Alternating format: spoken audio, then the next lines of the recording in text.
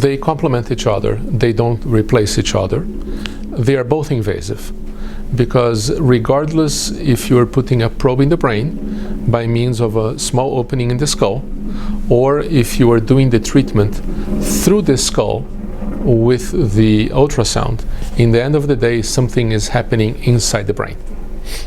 In one way, you can think of deep brain stimulation as being less invasive because even though it is surgery, the doctor is not making a permanent lesion to the brain.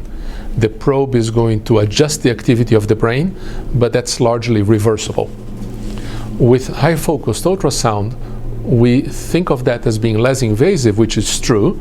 It doesn't go to the operating room, there is no cut in the skin, and there is no opening in the bone of the skull, but there is a damage done to a small part of the brain that is involved in tremor, and that is permanent. Those are the two trade-offs. On one hand, deep brain stimulation requires a surgery, but it's adjustable and reversible. On the other hand, the high-focus ultrasound does not require a surgery, but the effect of the treatment is permanent and cannot be adjusted. In terms of what we can do today, the high-focus ultrasound is really only for the treatment of tremor, either essential tremor or Parkinson's disease tremor, and we can only treat one hand, only one side.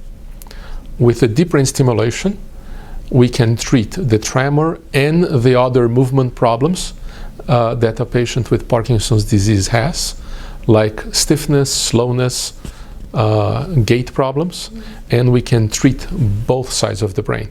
So if the patient has bilateral treatment, if the patient has bilateral symptoms and wants both sides treated, often we prefer deep brain stimulation for that possibility.